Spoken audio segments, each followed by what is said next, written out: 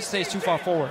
Gonna have to be very careful. That Sivir is what Deft got his Penta on to take them out of the LPL. And remember to keep hitting us up at LOL Esports with your series votes. Tweet hashtag AHQ win or hashtag EDG win, and we'll update the poll. Maokai duo jungling with Clearlove on Sejuani, and now he can return down. He just needs to put a sapling or a ward in the tri-bush behind his tier 1 tower on the bottom lane, and then Koro should be able to spot if AHQ is moving in. EDG knows that AHQ is fairly low. A lot of money on the Def, giving him a pretty quick BF sword. Quick ignite there. Mountain didn't really make a move, so the overall kill pressure here is down on Pawn if he decides to flash away from this situation. Oh! No, they're able to just zero him out as Mountain gives him a nice body slap. Only way might be in trouble. The saplings, they've died. He's now stuck on the tower. Nobody's left for him. Ignite comes in. Great dodges some of the CC, but it's going to be nearly enough. Albus holds aggro for now, walks away, does die for his sins. And I want to see AHQ abuse. They're likely to do so. You can see they're already fighting around this lane. They catch up onto Mako. Forcing him to flash away. The blue buff's going to be theirs as well. And the turret probably not far away. Clearlove goes in anyway, though. Pops the CC. A ton of damage coming through. Mountain goes down to Mako overall. Albus on the way out. Double buff. Thresh doing a lot of damage. And Def going to pick up a cleanup kill as well. A third casualty in. As Clearlove picks up Westor. What a turnaround. Bit of a read here from EDG with that bottom turret falling. They know the pressure's probably going to be topside. Yeah. So one in the other. See how both teams play off of this. And then we're just going to have to see EDG react to it, take the bottom. He's able to act on that way better. 2 in a row here. And already the pressure has backed. AHQ is in response mode now. Actually, Ann stays in the top lane. They may get Core out of this one. Just a few more shots to take him down. And it looks like EDG will start to back from their bottom lane fight here as they finally pick up that kill onto Koro. So they get 1 kill to just go into this mid lane and start defending against the Lucian, the push that you know is going to come from AHQ once he's getting a bit of fun maybe in the top lane and another kill potentially. You don't want to feed this Cassidy. His build does take time, but once he hits... Top laners who freeze get punished because you dive the mid laner, stuff gets really crazy. You see Westor in kind of a weird spot, but in this case, both top laners actually are freezing, trying just to scale on up. A great dodge by Westor, but now actually a fight may just start. Clearlove going to get hit up. The shark comes through, or is it Irv?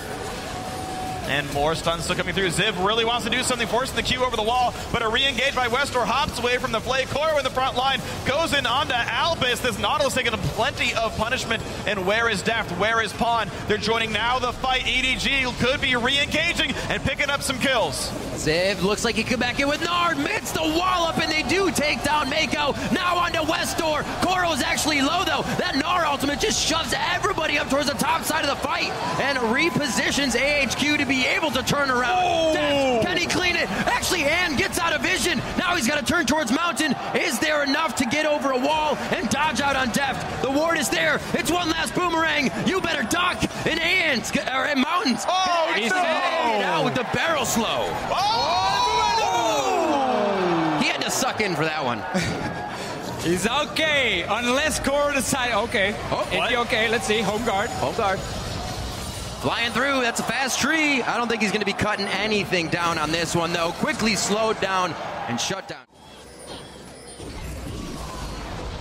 That's the on the hunt. Looks like they're not going to be able to get in too much range. Over the wall doesn't give us too many options to the rest of the team. Pawn can still make it over. They're getting under their own turret now. EDG gets bounced back. A great explosive cast from Mountain. And the follow-up is there from Ann. Piercing light through the entire team. Mountain chugs. The passive can't keep him alive.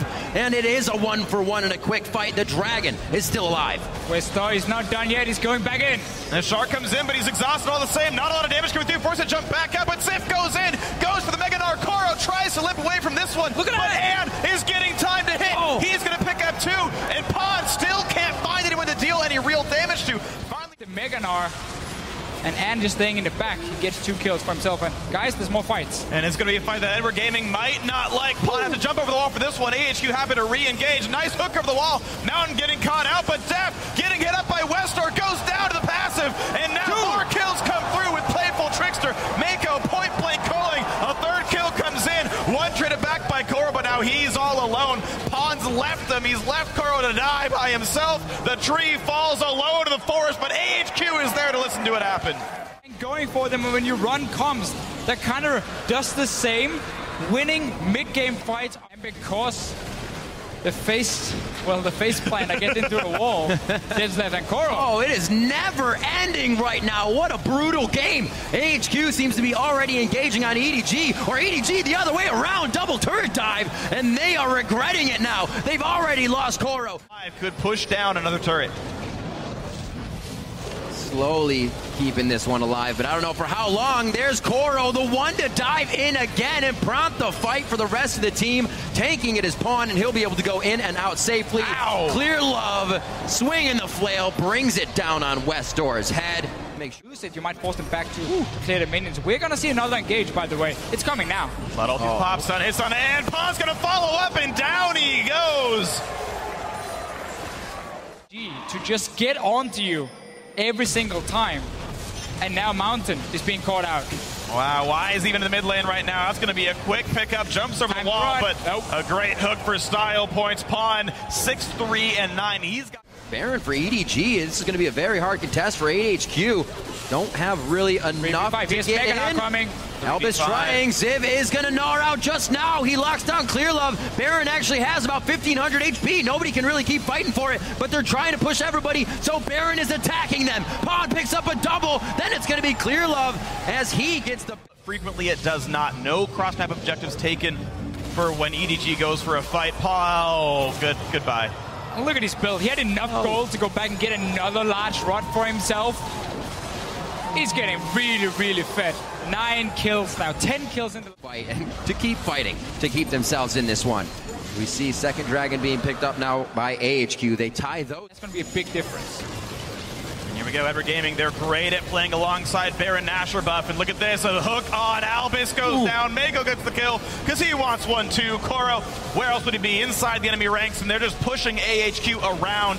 Inhibitor going to go down 29 minutes in, but more kills, why not? Ziv hooked up and killed. A stun on him out, and he's going to have to retreat as well.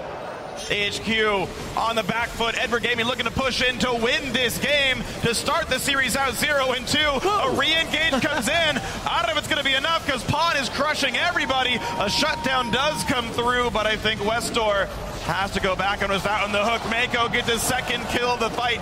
3, 4, and 19 for him. Koro on the fountain, not of his own will, but he might still survive the fight all the same. EDG, it's going to take him some time.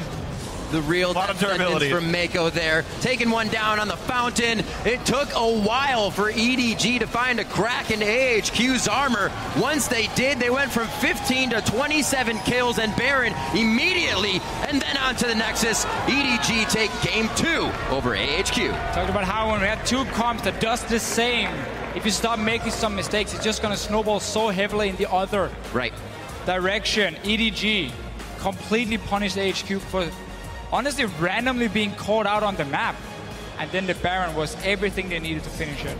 And Pawn on cast, and his name may be Pawn, but this game he was king. 25 kills and assists of the 27 that his team had overall. He was absolutely everywhere. Got first blooded in a snowbally assassin matchup, and yet found ways to crush all throughout the game. Hey man, since the days of old, the Pawn has been the only one that can bring your team back into the game. And he does it here once again. It just seems like nothing can stop him once he gets a few kills on his Kassadin. And 10, 3, and 15 is the score he records here in game 2. We are really seeing AHQ play into the playstyle of EDG. What they like to do is have these fights over and over and over. They're a team-fighting team. They do it really well. If you make a mistake, you get punished, and that's what happened now in 2 games in a row. Also, this lane swap, as we talked about in the game, it has to be fixed. You cannot keep falling behind to the same strategy from EDG in the lane swaps. Yeah, you got punished, as you see there.